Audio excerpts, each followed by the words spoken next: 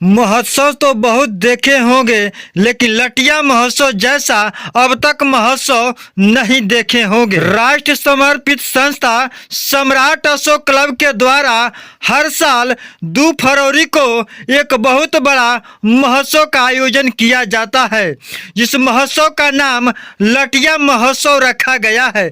जी हाँ, लटिया महोत्सव एक अपने आप में ऐतिहासिक है। सिद्धार्थनगर जमानिया के क्षेत्र में बघरी और लटिया गांव के बीचों बीच सम्राट अशोक द्वारा बनवाया गया खूबसूरत लाट आज भी सीना तान खड़ा है। इसी स्तंभ के सम्मान में सम्राट अशोक क्लब द्वारा हर साल 2 फरवरी को लटिया महोत्सव का आयोजन किया जाता है। इसी क्रम में 2 फरवरी 2024 को भी लटिया महोत्सव का आयोजन किया गया है। सम्राट अशोक क्लब के राष्ट्रीय महासचिव शत्रुघ्न शाक्य जी ने कहा कि इस बार के मुख्य अतिथि के रूप में परमानंद शाक्य जी, जो नेपाल की धरती काठमांडू से आ रहे हैं। सबसे बड़ी और दिलचस्प बात यह है कि सम्राट अशोक क्लब की 28वीं संगीति में सम्राट अशोक महान के पुत्री चारुवती के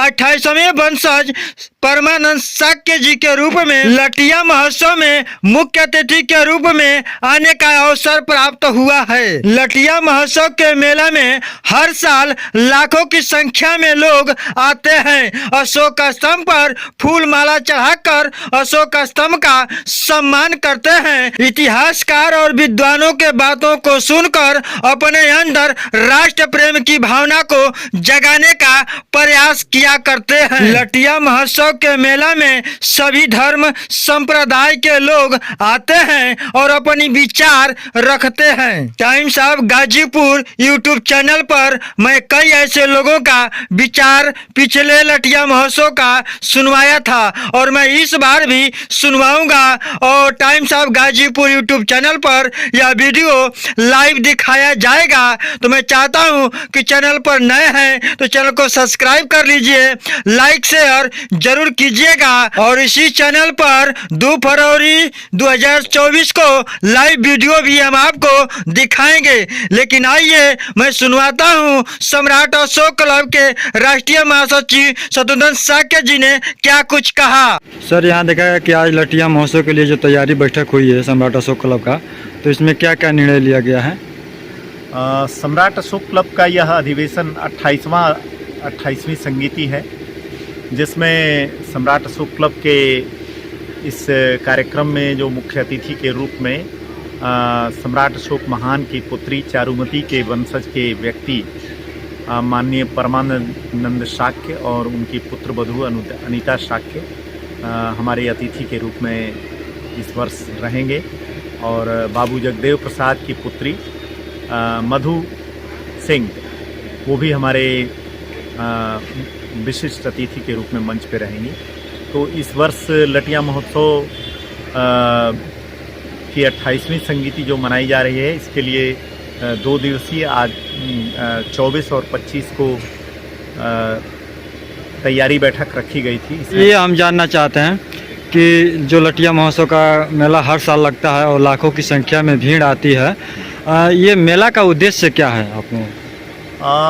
पूरे देश में जो एक ऐसा वातावरण बन रहा है कि कहीं मॉब लिंचिंग, कहीं सांप्रदायिक दंगे, कहीं महिलाओं के साथ दुष्कर्म, बच्चियों के साथ दुर्व्यवहार और तमाम इस तरह की घटनाएं हो रही हैं, क्योंकि लोगों में राष्ट्र के प्रति समर्पण की भावना नहीं है। तो ये सम्राट अशोक क्लब लोगों को राष्ट्र के प्रति जो समर्पण की भावना है उसके लिए उद्वेलित करने के लिए कार्य कर रहा है, राष्ट्रीय प्रतीकों के लिए जागरूक करने का कार्य कर रहा है और इसी उद्देश्य से लटिया महोत्सव का आयोजन किया जाता है।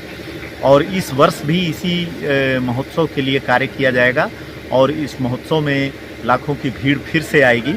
कहाँ से सर लोग आते हैं मेले में? इस कार्यक्रम में 12 राज्यों के लोग आएंगे।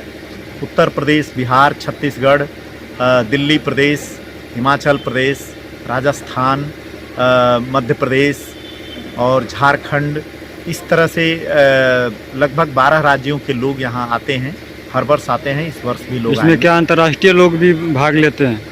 हाँ, इस वर्ष नेपाल काठमांडू से, जो नेपाल की राजधानी है, हमारा पड़ोसी राष्ट्र है, वहाँ से परमानंद शाक्य इस बार हमारे मुख्य अतिथि रहेंगे और उनकी पुत्रवधू अनीता शाक्य हम लोगों की विशिष्ट अतिथि रहेंगे। इस मेला में आने वाले लोगों के लिए आप क्या कहना चाहेंगे?